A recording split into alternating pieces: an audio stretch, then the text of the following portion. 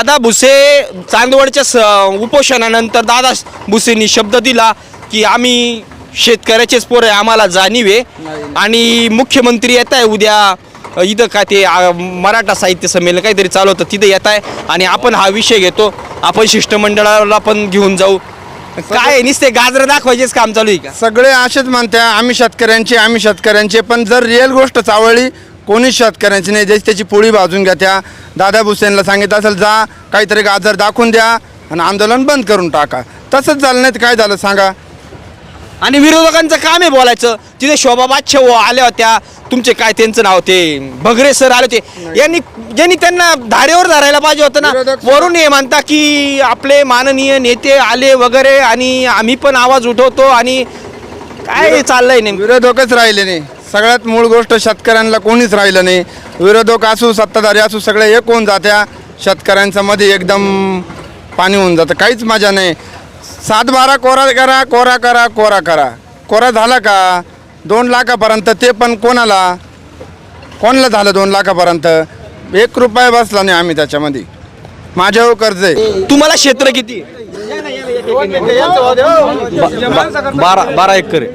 12 acre क्षेत्र आहे तुमचं. 2008ला माफी झाली, 2011-12ला माफी झाली, त्यानंतर मांडलं होतं 14-15, नंतर 20 काय ठाकरेंच्या काळात.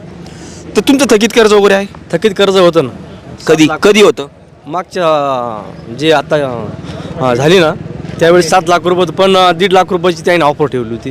त्याच्यामुळे आम्ही काही त्यात बसलो नाही. हा म्हणजे 2012ची गोष्ट आहे. फडणवीसांनी जी माफी दिली होती 1.5. त्यात बसलो नाही. मग आम्हाला नंतर जे आलेलं उर्वरित रक्कम. पहिली गोष्ट बसले का नाही नेमकी? तुमची सालाचा काय होता का प्रॉब्लेम? एकर 7 लाख रुपये होते आणि 1.5 लाखाची ऑफर ठेवली होती त्यांना. बाकीचे वरचे पैसे भरल्यानंतर आम्हाला ते माफ होणार होते.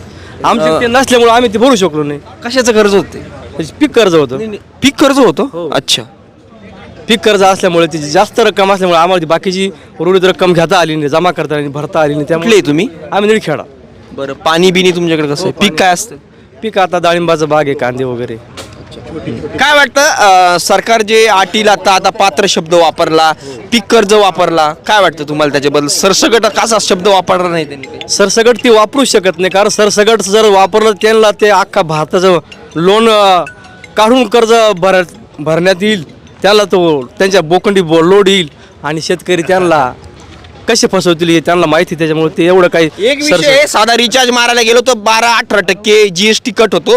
शेतकऱ्याला फक्त लुटल्या जाते. हो, हे नक्कीच आहे. आपल्या कोणत्याही मालाला जर कांदा घेण्यासाठी गेलो आपण तर आपल्या मालाला कोणतीही GST नाही, पण त्यांचा माल ज्यावेळेस आपण घ्याल त्यावेळेस GST लावतो. आणि खादीच्या गोणीला GST, औषध घ्यायला गेलं त्याला